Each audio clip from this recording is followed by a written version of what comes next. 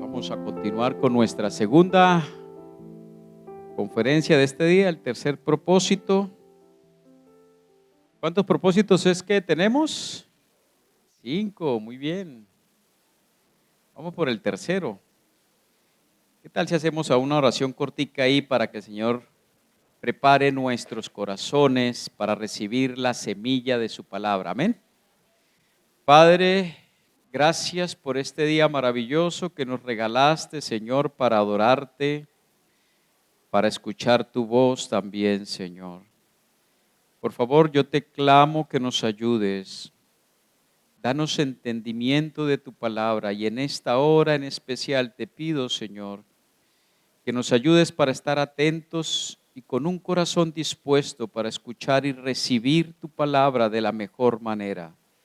Ayúdame a ser fiel a ella, Padre, en el nombre de tu Hijo Jesús. Amén y amén. En Florencia, Italia, no Florencia, Caquetá, sino Florencia, Italia, vivió uno de los artistas más grandes del siglo XV. Artista, pintor, escultor, experto en anatomía también. ¿Saben de quién les estoy hablando? Miguel Ángel, no, fue el Miguel Ángel del siglo XVI, siglo XV. ¿Quién? Leonardo da Vinci, exactamente, sí, Leonardo da Vinci fue un genio, pero les estoy hablando del maestro de Leonardo da Vinci, Andrea del Verrocchio. Su nombre era sinónimo de excelencia. Los poderosos Medici lo contrataban, los nobles lo buscaban y los jóvenes más talentosos hacían fila en su taller para aprender del gran maestro Andrea del Verrocchio. Verrocchio no era famoso solo por una habilidad, sabía esculpir el bronce como pocos, pintaba con precisión, diseñaba armaduras y trabajaba el oro con maestría. Su taller era considerado uno de los mejores de toda Italia. Y allí, en medio de cinceles, bocetos y pigmentos, recibió al joven Leonardo da Vinci como su aprendiz. Leonardo no era un genio cuando entró al taller de Andrea del Verrocchio. Era un simple aprendiz más, pero Da Vinci tenía algo que Verrocchio amaba ver en un discípulo. ¿Saben qué tenía Leonardo da Vinci? Que sorprendió al maestro de maestros Andrea del Verrocchio. Disciplina. Lo dejó asombrado ver la disciplina de este jovencito. Da Vinci se quedaba dibujando hasta la noche, observaba sombras durante horas y repetía ejercicios una y otra vez hasta rozar la perfección. Un día Verrocchio le permitió colaborar en una pintura de él, famosísimo. La pintura El Bautismo de Cristo, se llamaba la pintura, o se llama. Pintando uno de los ángeles que hay en la pintura. No sé si me pueda colocar la imagen. Esa es la pintura, El Bautismo de Cristo, del maestro Andrea del Verrocchio. ¿Cuál es el ángel que pintó Da Vinci? A ver. Hay dos ángeles que están aquí a la izquierda. La resolución del videobeam no nos ayuda mucho. Pero cuando yo vi la pintura en mi computador, el ángel que pintó Da Vinci, una perfección impresionante. O sea, todo lo que hizo el maestro queda chiquitico a lo que hizo el alumno, Andrea del Verrocchio. Cuando el maestro vio el resultado, quedó sorprendido de Da Vinci. La suavidad del rostro, la precisión del color, la delicadeza de la luz, todo indicaba que ese joven había alcanzado un nivel que incluso ni el maestro lo había alcanzado. Y la tradición dice que en ese momento Verrocchio reconoció que su discípulo había superado al maestro y sintió muchísima alegría. Porque si hay algo que un maestro siente cuando está discipulando a alguien, es que sus discípulos lo superen, que crezcan, que maduren y que brillen incluso más que el mismo maestro. Gracias, Claudia. Y nuestro Señor Jesucristo, el genuino maestro de maestros, porque así le llamaban a Andrea del Verrocchio, maestro de maestros. El genuino maestro de maestros, nuestro Señor Jesucristo, también desea formar discípulos que le den mucha alegría. ¿Están de acuerdo conmigo? Y no porque puedan superarlo, eso es imposible, sino porque lleguen a ser como Él, algo que sí es plenamente alcanzable. Ser como el Maestro, como nuestro Señor Jesucristo. Y en esta serie de enseñanzas, en este ayuno que hemos titulado Volvamos al propósito de Dios, llegamos ahora a su tercer propósito. ¿Cómo dice la declaración de propósito? ¿Cómo dice? La comunidad Vida con Propósito es una familia amante de Dios. Busca que establezcan verdaderos lazos de amistad. La segunda, la tercera, se asemejen a Jesús en su carácter. Ese es el tercer propósito que vamos a ver hoy. Que nos parezcamos al Señor Jesús en su carácter. A esto es lo que llamamos discipulado. Y este tema lleva por título, si alguno quiere ser mi discípulo. Y en él quiero enseñar los requisitos que el mismo Señor Jesucristo estableció para todo aquel que desee ser su discípulo. ¿Cuántos de los que están aquí ya son discípulos del Señor? ¿En qué grado del discipulado están? Pregúntese, ¿en qué grado estoy del discipulado? ¿Me parezco al maestro en un 100%, en un 95%, en un 90%, o quizás en un 70%, o en un 40%, o en un 30%, o en un 20%, o en un 10%, o no me parezco? Porque hay discípulos que no se parecen al maestro en nada. Hoy vamos a ver ese tema y quiero que me acompañen a leer Lucas 9:23, único versículo que nos vamos a estar basando para este tema. Lucas 9:23. Y con esta enseñanza quiero que también nos comparemos con el maestro, no para echarnos a la pena, sino para decidir parecernos más a él. Lucas 9:23 dice, dirigiéndose a todos declaró, si alguien quiere ser mi discípulo, que se niegue a sí mismo, tome su cruz cada día y me siga. Qué interesante. Aquí en este versículo, el Señor está enseñando a todos, absolutamente a todos, los requisitos para poder ser su discípulo. Y menciona 3. El primero, negarse a sí mismo. Segundo, tomar la cruz. Y tercero, seguirlo. Y noten, como lo dice el texto, que no estaba excluyendo a nadie, porque dice que se dirigió a todos. Y los requisitos que dio fueron breves, claros y precisos. Negarse a sí mismo, tomar cada uno su cruz y seguirlo. Así que yo veo aquí un principio importantísimo, una verdad que nos debe impresionar. Cualquiera, escuchen eso, cualquiera puede ser discípulo de Cristo si cumple los requisitos. Cualquiera. ¿No está excluido? Nadie. Si cumple los requisitos que dijo el Señor, son 3. Son muchas las formas, los requisitos, las ceremonias y oraciones que se han inventado para ser discípulo de Cristo. ¿Conoce usted alguna?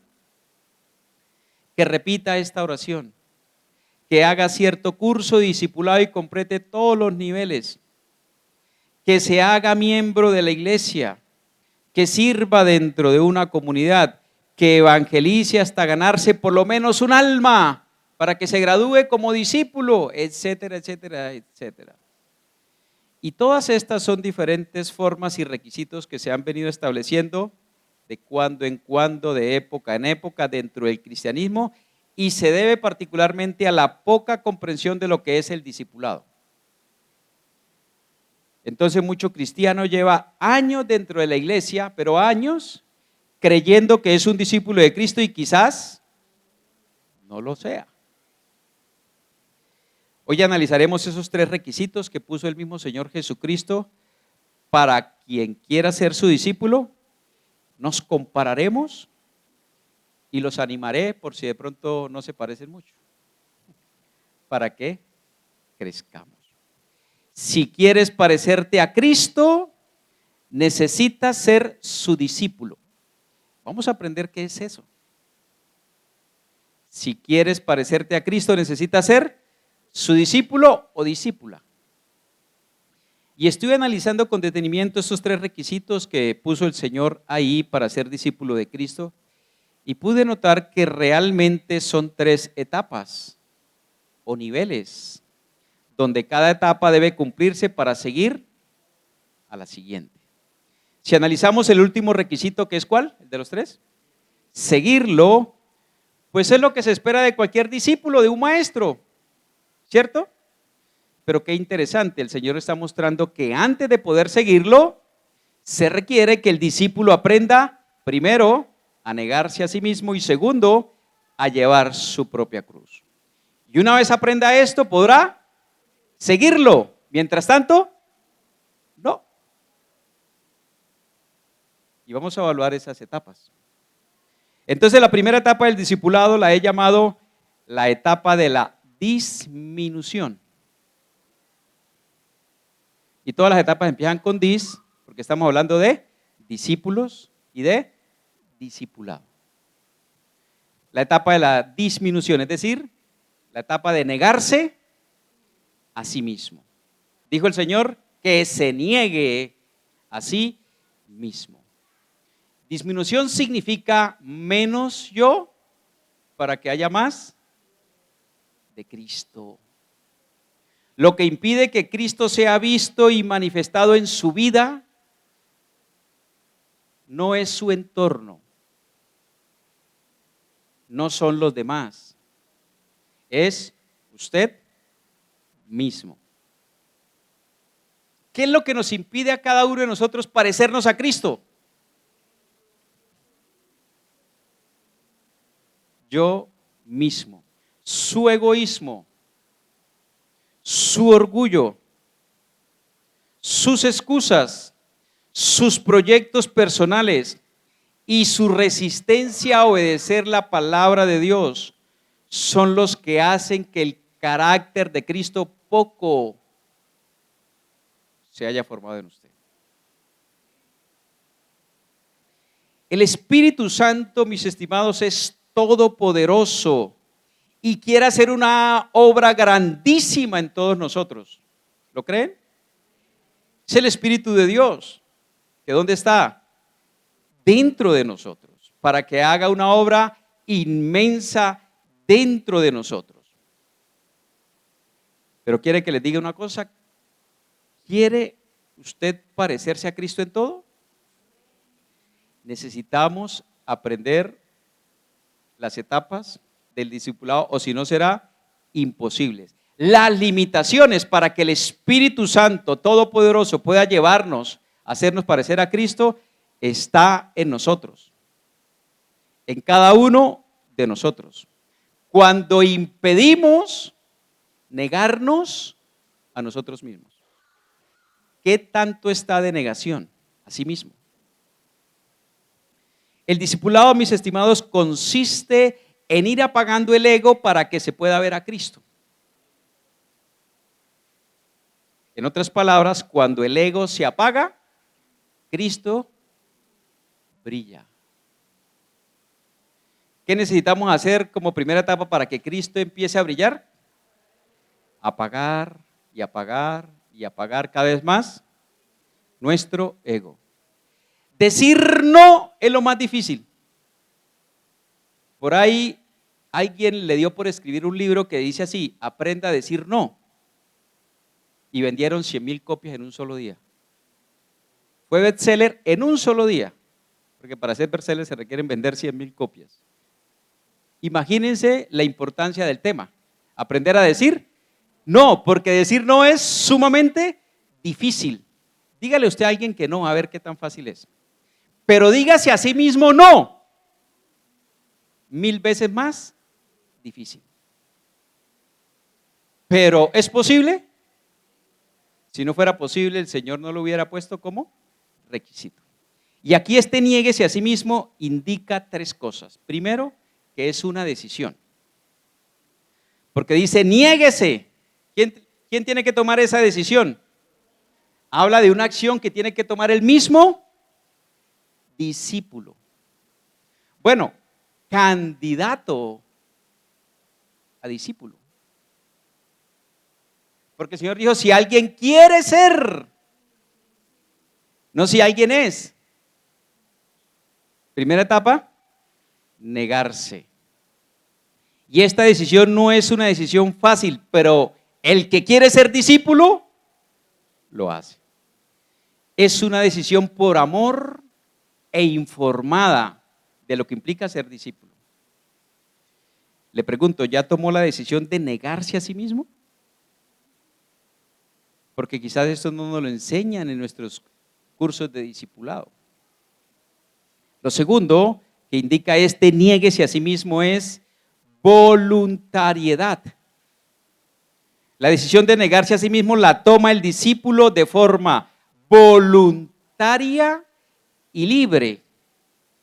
Dios no manipula a nadie para que tome esa decisión, ni ningún líder debe hacerlo. Es una decisión voluntaria y libre. Dios no la va a hacer por el discípulo o por el candidato a discípulo. ¿Quién la debe hacer? Uno mismo. De la misma manera que el Señor lo hizo con Adán y Eva, lo hace con nosotros. Dios le dijo a Adán y Eva lo que debían de hacer, pero eran ellos quienes tenían que tomar la decisión de qué hacer y qué no hacer. Y es el discípulo quien voluntariamente debe tomar la decisión de negarse a sí mismo. Yo lo puedo manipular a usted de las 1001 formas, pero si usted no toma la decisión voluntariamente, eso no habrá una negación genuina. Habrá de pronto una negación aparente para que me vean. Y la tercera característica que implica este negarse a sí mismo es humildad. El discípulo o el candidato a discípulo que va a negarse a sí mismo es alguien que ha entendido que el reino de Dios no se trata de él. ¿De quién? De Dios. Es el reino de Dios. ¿De quién es el reino? De Él. Para Él. Por Él y para Él. Así que el discípulo genuino entiende que la principal dificultad para que el carácter de Cristo se manifieste en su vida es Él mismo, que es humildad. Entonces, humildad es esa capacidad de nosotros ir disminuyendo más y más y más. Por ese punto le he llamado la etapa de la disminución. Hay discípulos que en lugar de negarse a sí mismos, creen que están llamados es amarse a sí mismos, tergiversando el mandamiento que dice ame a los demás como a sí mismo. Y entonces hablan, es que yo tengo que amarme a mí mismo. ¿Y qué nos dice el Señor? Si usted quiere ser mi discípulo, no tiene que amarse a sí mismo. Lo que tiene es que negarse a sí mismo. Y esa es una dificultad para uno ser discípulo del Señor. Por eso estas personas tienen mucho problema en anteponer los objetivos de Cristo a los suyos propios, porque todavía no han aprendido a negarse a sí mismos. Para el discípulo genuino de Cristo, ya no importa el yo pienso, el yo deseo y el yo soy capaz. Ahora lo que importa es más bien qué es lo que piensa Cristo, qué es lo que desea Cristo y qué es lo que Cristo es capaz de hacer. Porque recuerden, un discípulo de Cristo, ¿cuál es la meta? Ser como Cristo. En un discípulo genuino, el nombre que debe resaltar es el de Jesucristo y no el suyo. En un discípulo genuino, el nombre que debe recibir gloria y honra y reconocimiento es el de Jesucristo, no el suyo. En un discípulo genuino, el nombre que debe ser proclamado y mencionado es el de Jesucristo, no el suyo. Este no es el ministerio del pastor Ángelo Becerra, ni el ministerio del pastor Arley García, ni el ministerio de la pastora Panchita. Porque si empezamos así, ya empezamos mal. El ego ofendido porque hablaron mal de él o de ella. ¿Ustedes creen que una persona que anda así se ha negado a sí misma? El ego herido porque no le reconocen su trabajo, porque no le reconocen lo que hace. El ego resentido porque le pagaron mal. Y entonces por eso me voy de esta empresa y después me echarán de menos. Puro ego. Me voy de esta casa para que valoren a la sirvienta que tantos años le ha servido. Puro ego. Ay, el día en que yo les falte, ahí sí me van a extrañar. Puro ego. En esta casa yo soy un cero a la izquierda. Nadie me hace caso. Puro ego. El ego reclama, el ego se excusa, el ego llama la atención, el ego explota, el ego ofende, el ego se hace la víctima, el ego menosprecia, el ego mata. El ego, mis estimados, es un monstruo que se lleva adentro, que impide que el carácter de Cristo se manifieste. Así que entre más se disminuye el discípulo, más se nota Cristo a negarnos más. ¿Cuánto está de negación de 1 a 10? Responde a sí mismo en forma privada, no lo publique ni en Facebook. Segunda etapa del discipulado. La primera es la etapa de la disminución, de la humildad, de negarnos a nosotros mismos. Aquí ya el que importa es Cristo y no yo. La segunda etapa, la etapa de la disposición. Disminución y ahora disposición. Dijo el Señor, tome su cruz cada día. ¿Cuándo? Negarse es una cosa difícil además, pero tomar la cruz es otra más elevada, mucho más difícil. Pero el tomar la cruz no es posible si antes no se ha aprendido a negarse. Por eso hay que pasar primero la etapa de la negación para aprender esta. Solo toman la cruz aquellos discípulos que se niegan a sí mismos, porque la cruz no es algo placentero, ni se puede llevar con las fuerzas propias. Tomar la cruz es un símbolo ¿de qué? De sacrificio. Y es una negación en grado bastante elevado. Tomar la cruz es disposición, por eso lo he llamado disposición, la etapa de la disposición. Es disposición al sacrificio por el reino de Dios. Y cuando hablamos de sacrificio estamos hablando de muerte. O sea, ya es una negación a mí mismo en grado sumo. Al tomar la cruz, un discípulo no está dispuesto solamente a que no se haga su voluntad, sino que su vida sea quitada. Está dispuesto hasta que pierda su vida. Pero para que alguien esté dispuesto a perder su vida por el reino de Dios, primero tiene que haber aprendido a negarse a sí mismo. Negarse a sí mismo en esas cosas del ego, para poder llegar a tomar la cruz. Quien está dispuesto a sacrificar su vida por Cristo, está dispuesto a cualquier otra cosa por Él, ¿o no? Si estoy dispuesto a entregar lo máximo que es mi vida, ¿qué no estaré dispuesto a hacer por Cristo? Tomar la cruz es disponer su vida completamente en las manos de Dios para que Él haga como bien le parezca.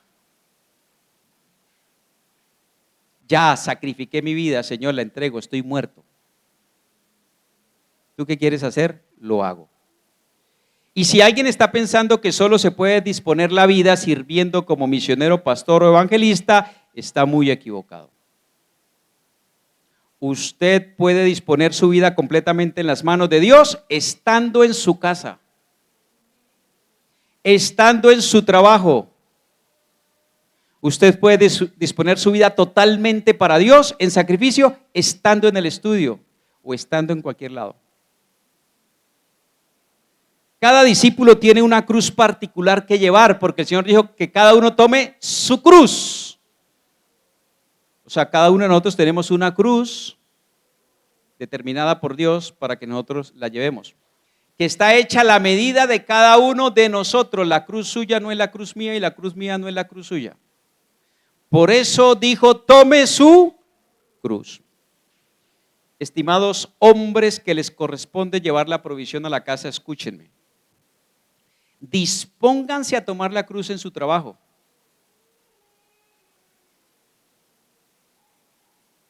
¿Cuánto quisiera que hubiesen discípulos de Cristo en las empresas?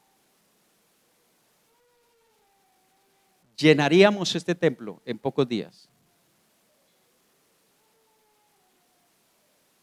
Sacrifiquen sus vidas por trabajar honestamente. Sacrifiquen sus vidas por trabajar esforzadamente, con excelencia, con integridad, con amabilidad, con lealtad a sus empleadores, sin importar cuánto sea su salario.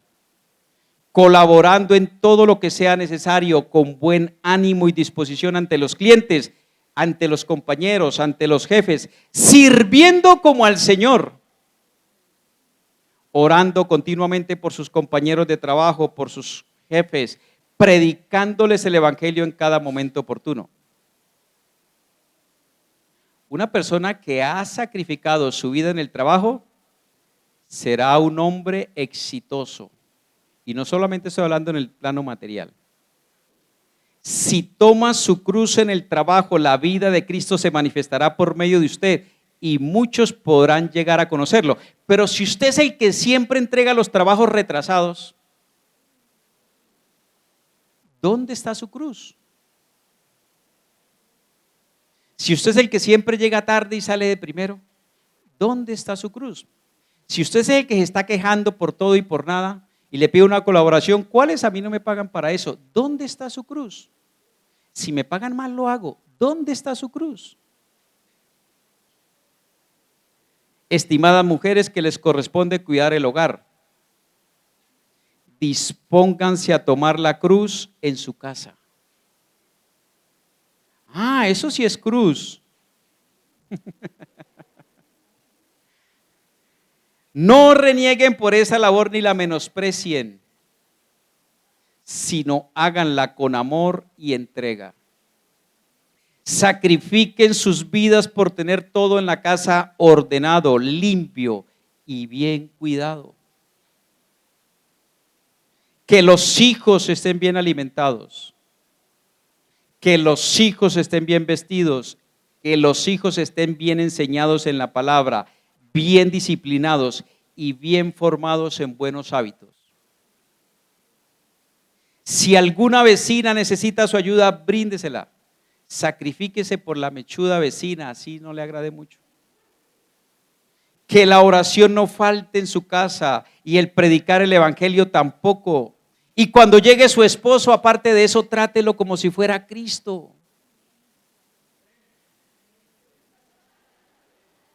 Y si le queda tiempo, en lugar de ver televisión, lea un libro. Vea un video formativo que le ayude en su vida. Escriba una carta a alguien que necesite dinero. Sea sacrificada, mi estimada dama, en su casa. Pero hoy en día las mujeres lo que más le quieren huir es a la casa. Porque tampoco han aprendido a negarse en así mismas. ¿Y yo qué? El sí y yo no. Si toma su cruz en la casa, la vida de Cristo se manifestará por medio de usted y muchos podrán llegar a conocerlo, incluyendo, por supuesto, sus hijos. Estimados jóvenes estudiantes, dispónganse a tomar su cruz en el estudio. Ay, eso sí es una cruz. No es una cruz para luego ser libre de las cruces, sino entrenamiento para una cruz más grande. Si los estudiantes que me escuchan acá creen que es la cruz más pesada, es la cruz más liviana. Si está en el bachillerato, apenas es una cruz pequeñita, preparándose para una cruz más medianita, que es la de la universidad. Y si está en la universidad, es una cruz medianita, preparándose para la cruz del mundo laboral. Pero el que no aprende a prepararse en esas cruces, ¿usted cree que llegan al mundo laboral como qué? Como mediocres. No se puede glorificar a Cristo siendo el último del curso, ni se puede uno decir que me parezco a Cristo siendo el último del curso. Yo no creo que Jesucristo, si estuviera en esta época, estuviera en los últimos. Y para ser el primero hay que negarse a la comodidad, hay que negarse a la copia y hay que negarse al facilismo de la inteligencia artificial. Porque hoy en día un estudiante entra a la inteligencia artificial y tiene el resumen que antes se gastaba 1 o 3 días, ahora lo tienen 10 segundos. Y entonces cree que así va a aprender muchísimo.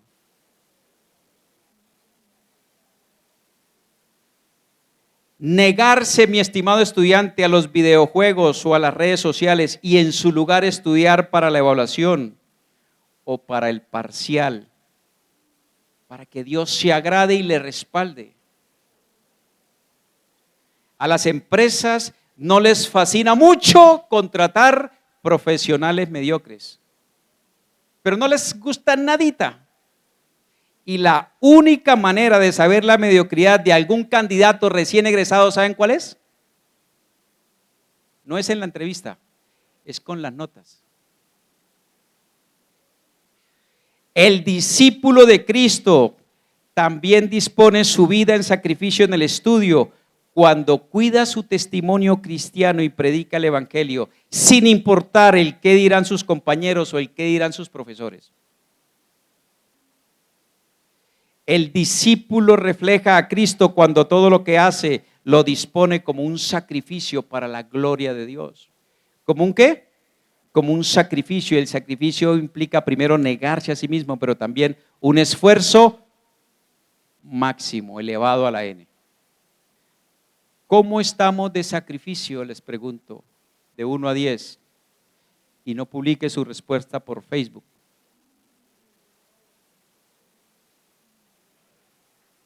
Si usted coge su respuesta de negación a sí mismo y su respuesta de sacrificio o de disposición, las multiplica, ahí va dando su resultado de cuánto se parece a Cristo.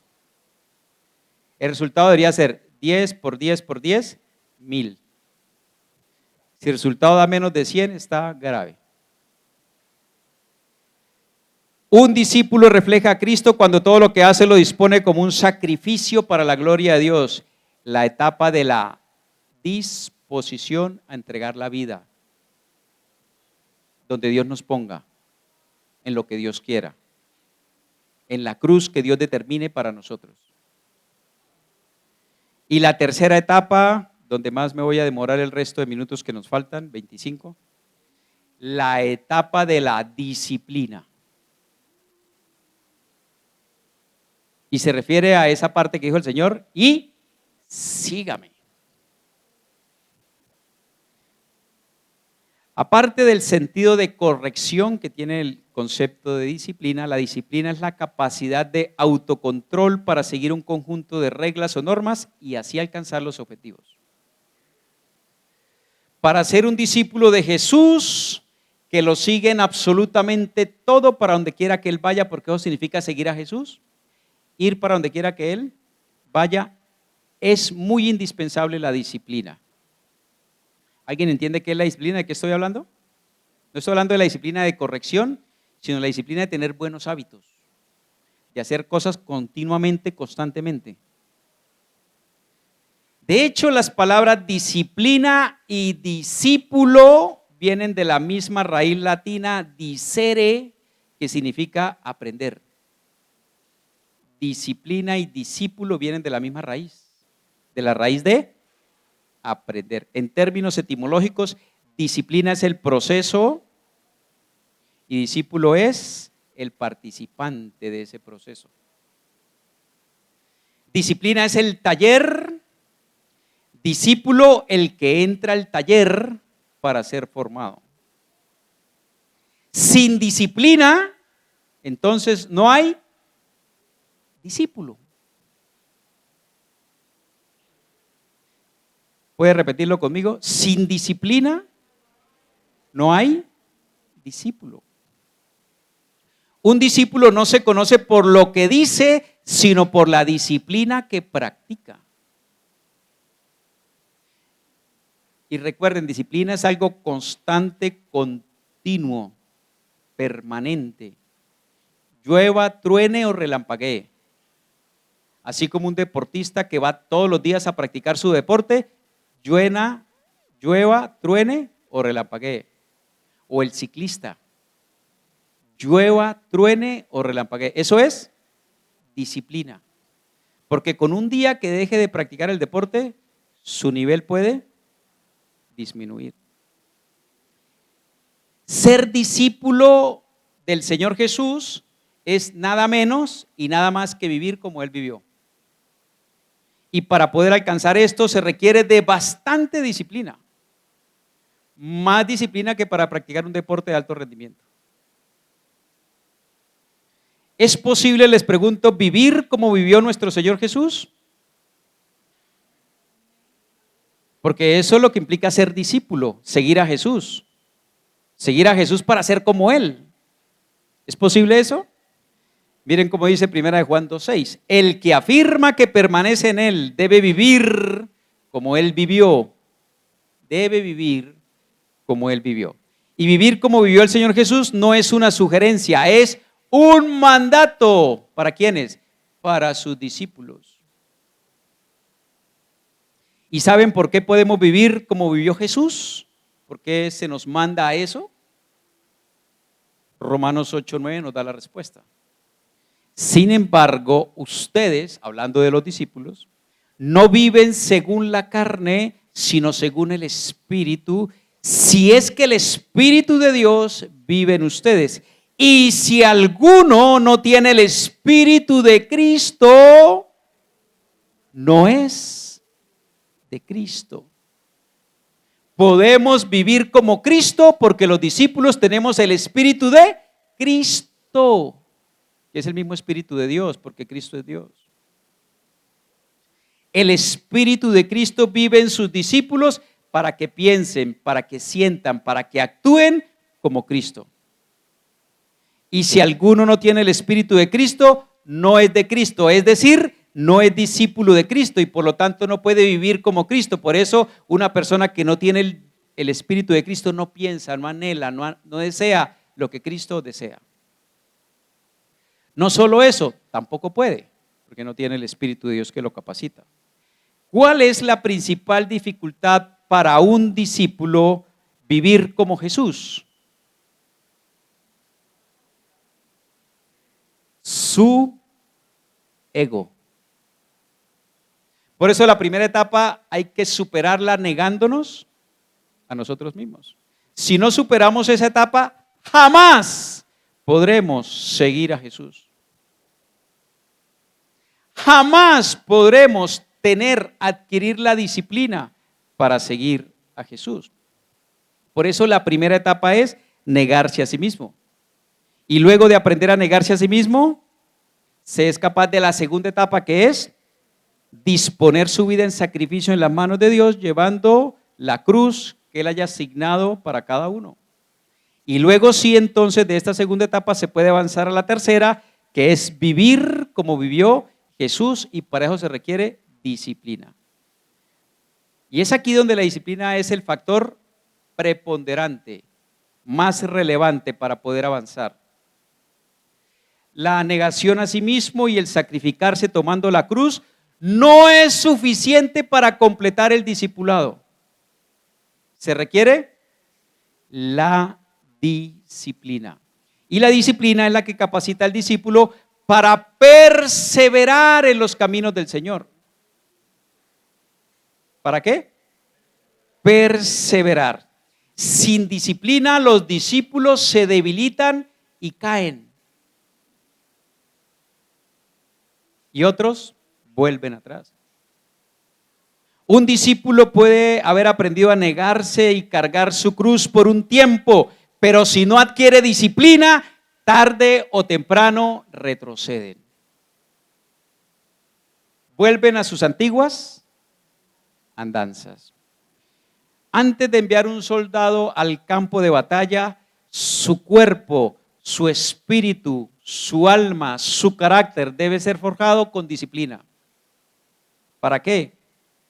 Porque sólo así, cuando vaya al combate, podrá resistir el rigor de un combate. Porque el rigor de un combate es fuerte. Lo mismo sucede con los discípulos de Cristo. El discípulo de Cristo debe forjar con disciplina su carácter, porque va a enfrentar a un mundo muy hostil y a un enemigo muy perverso.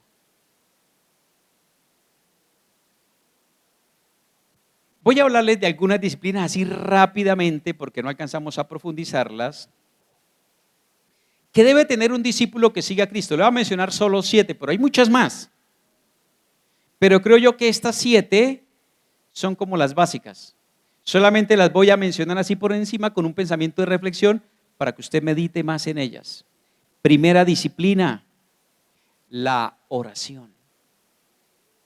La oración, mis estimados, debe ser sincera, debe ser voluntaria, debe ser sin vanas palabrerías y constante. Si queremos ser discípulos de Cristo, si queremos seguir a Cristo. ¿Se imaginan ustedes al Señor Jesús orando de vez en cuando y solo 5 minutos? Imagínense a un Jesús así. Bueno, si Jesús no haría eso, nosotros ¿por qué? Si lo que nosotros queremos es parecernos a Él. Segunda disciplina, la gratitud. Un discípulo de Cristo tiene la disciplina, tiene la costumbre de agradecer continuamente a Dios por todo. ¿Qué es lo primero que agradece un discípulo de Jesús constantemente, no una sola vez en su vida? Su perdón. ¿Cuántas veces nos perdona el Señor todos los días? ¿Cuánto tendrá que el Señor perdonarnos hoy desde que entramos a las 8 hasta ahorita a las 11:30? ¿Cuántas cosas no tendrá que el Señor perdonarnos? Y eso que estamos en el templo ayunando. ¿Cómo era que estuviéramos por fuera? ¿Cuántos aquí ni han prestado atención a lo que yo he dicho? Y no es uno ni dos. Aquí veo dormido a más de uno y a más de dos. La gratitud, primeramente por su perdón, pero también por todos sus demás favores. Y no solo por sus favores, por todo lo que nos suceda. Como lo dice Tesalonicenses, den gracias a Dios en toda situación, cualquiera sea buena o mala. El hábito o la disciplina de la ¿qué? de la gratitud. Un discípulo de Cristo que no tenga este hábito difícilmente puede ser un genuino discípulo de Cristo.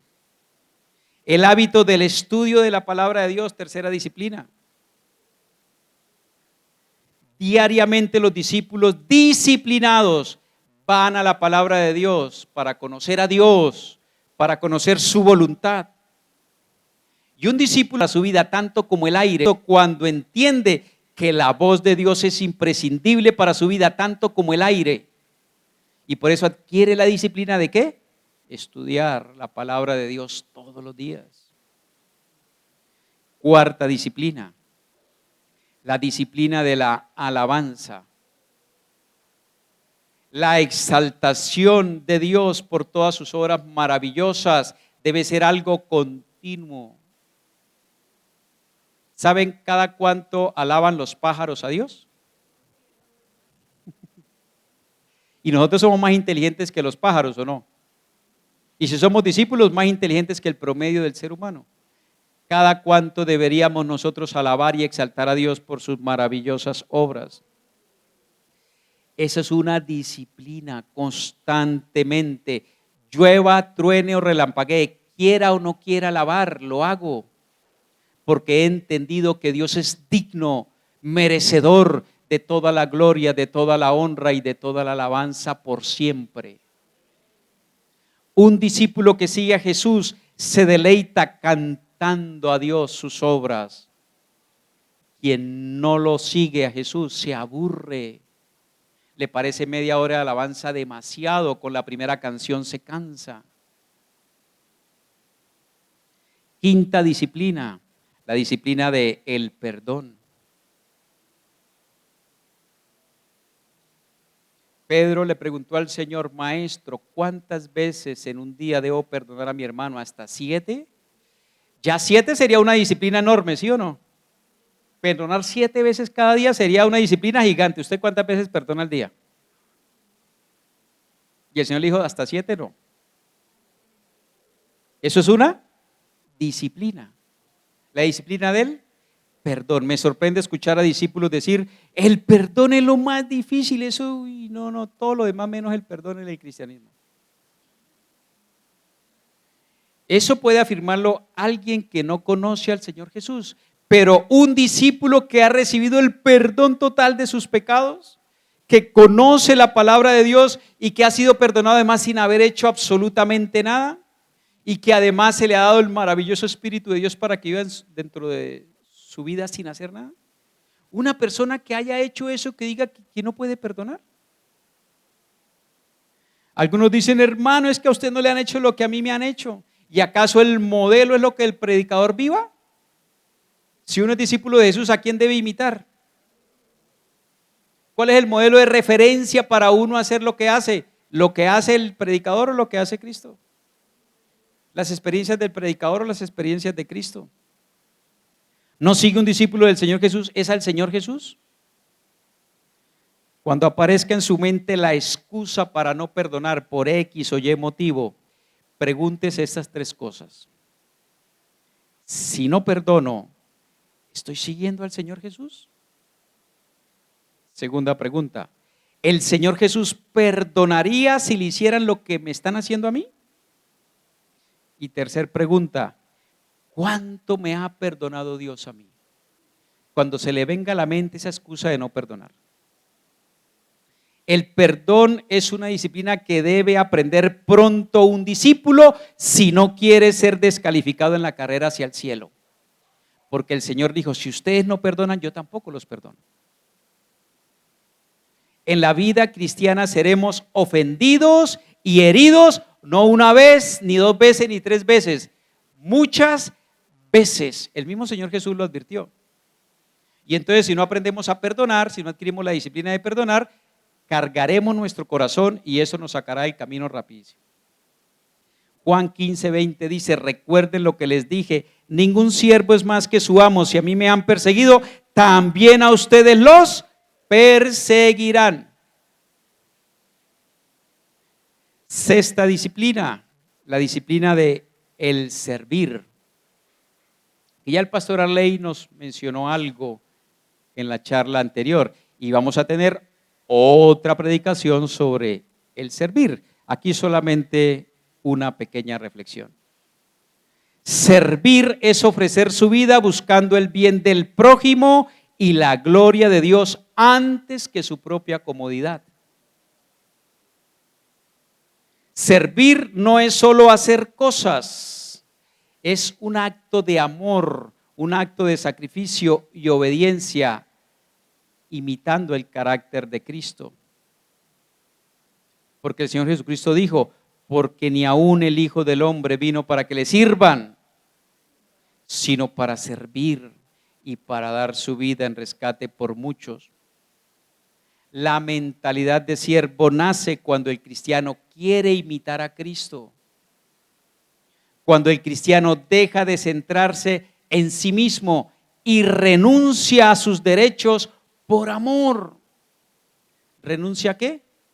A sus derechos. Pero para eso tuvo que haber pasado la primera etapa de la negación o de la disminución. Filipenses 2 del 5 al 9 lo dice claramente: la actitud de ustedes debe ser como la de Cristo Jesús, quien siendo por naturaleza Dios, no consideró el ser igual a Dios como algo a que aferrarse, por el contrario, se rebajó voluntariamente, tomando la naturaleza de siervo, siendo Dios y haciéndose semejante a los seres humanos, y al manifestarse como hombre se humilló a sí mismo y se hizo obediente hasta la muerte, y muerte de cruz. Solamente les voy a colocar rápidamente unos ejemplos de servicio pequeñitos. Pequeñitos. Si no somos capaces de hacer esas cosas chiquitas, mucho menos vamos a ser capaces de hacerlas grandes. Y evalúense con esas a ver cómo están. Lavar los platos de la familia. No solo los suyos, y sin esperar que lo manden. ¿Cómo estamos ahí de discipulado? ¿Cómo estamos en esa disciplina? Otro ejemplo chiquitico. Chiquitico. Cuando barra el frente de su casa, barra también toda la acera. Y si tiene tiempo, barra toda la cuadra. Si no somos capaces de servir en eso tan chiquito, mucho menos en algo más grande. Tercer ejemplo, cuando esté haciendo una fila, permita que otros pasen adelante, especialmente si son mujeres embarazadas, si son ancianos, si son enfermos, o si son madres que llevan niños en sus brazos. Pero jamás un discípulo de Cristo se cola en una fila.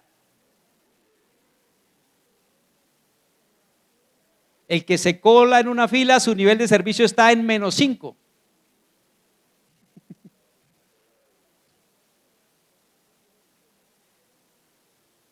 Todavía no ha pasado ni el prekinder del negarse a sí mismo. Otro ejemplo de servicio: visite a los enfermos, si pueden recibir visitas, claro está, ¿no? Y a las personas que necesiten consuelo, como lo hizo la pastora Pancha, que se fue a quedar donde la casa de la hermana.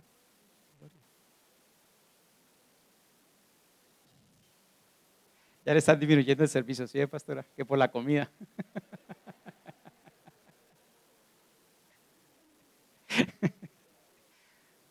Pero claro, antes de ir a hacer una visita, pregunte antes si puede hacer la visita. No ahí sea que esté incomodando. No es necesario que en la visita hable mucho. La sola presencia, un detalle chiquito y una oración pueden ser suficientes para levantar el ánimo de un enfermo o de una persona desconsolada, deprimida. Otro ejemplo de servicio: deje siempre el sitio de trabajo limpio y ordenado al terminar su jornada. Así sea que haya quien se dedique a eso en la empresa donde usted trabaja. Y esto que le voy a decir, jamás, pero jamás un discípulo de Cristo bota basura en la calle y es desordenado, esperando que otros le arreglen su desorden. Jamás. El que no es capaz ni siquiera de guardar un papel para echarlo en la cesta tiene nivel de servicio -20.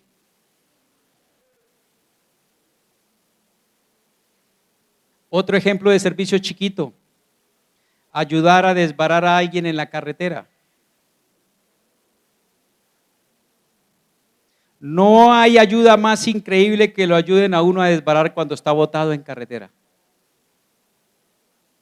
Actos como estos pueden generar amistades muy bonitas y espacios para predicar el evangelio.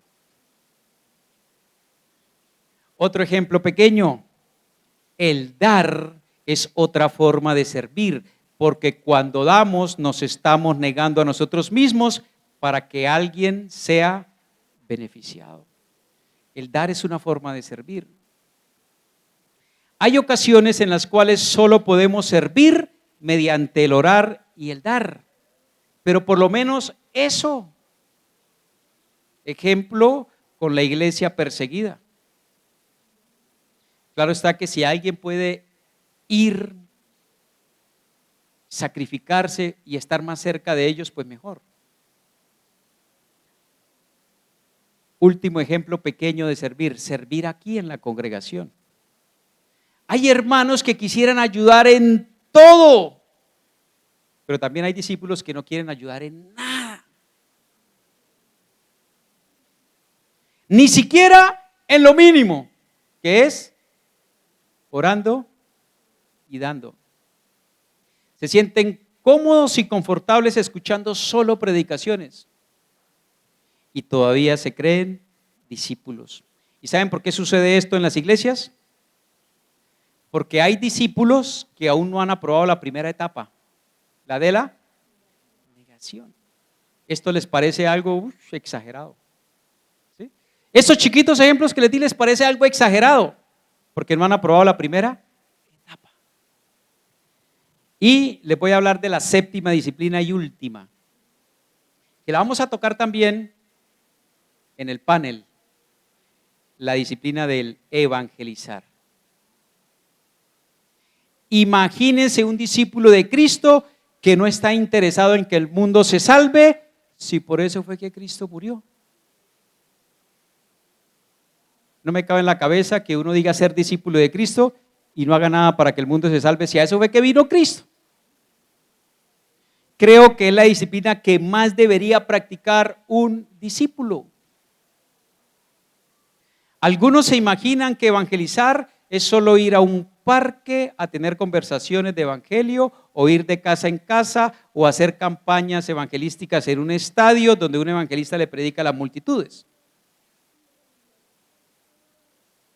Escuchen, no estoy diciendo que eso que les acabo de decir no sea evangelismo.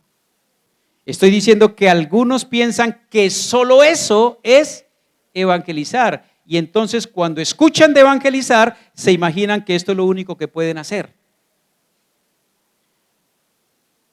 ¿Quiénes de los aquí presentes llegaron a conocer al Señor porque alguien les predicó el evangelio estando en el parque?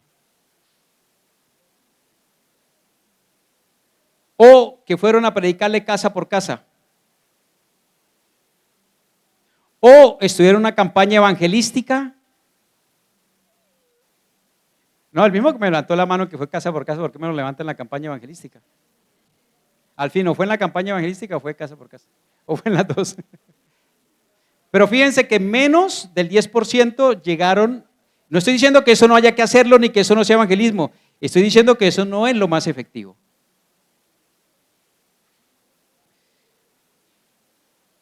Una disciplina es algo que uno hace, ¿cómo? Constantemente, con regularidad, con frecuencia y con esfuerzo además, porque si no tampoco es disciplina. Y cuando hablamos del evangelismo como disciplina, es tener la mente y el corazón en esto. ¿Solo los domingos? ¿O solo los sábados? Continuamente, continuamente. ¿Sabía que usted puede evangelizar todos los días en sus actividades cotidianas, esté donde esté, o trabajando, o estudiando, o en su casa, o jugando, o donde sea. Evangelizar, mis estimados, y ya voy a terminar, es anunciar las buenas nuevas de salvación para que las personas crean en Cristo y le sigan. Eso es evangelizar. No es hablar de temas doctrinales, ni es debatir si el Papa es infalible o no es infalible. Evangelizar es llevar a las personas a que crean en Cristo, se arrepientan de sus pecados y le sigan. Más adelante vamos a tener un panel sobre el evangelismo donde vamos a profundizar más en esto. Por ahora les digo esto: si un discípulo de Cristo no tiene la disciplina del evangelismo, está en el lugar equivocado.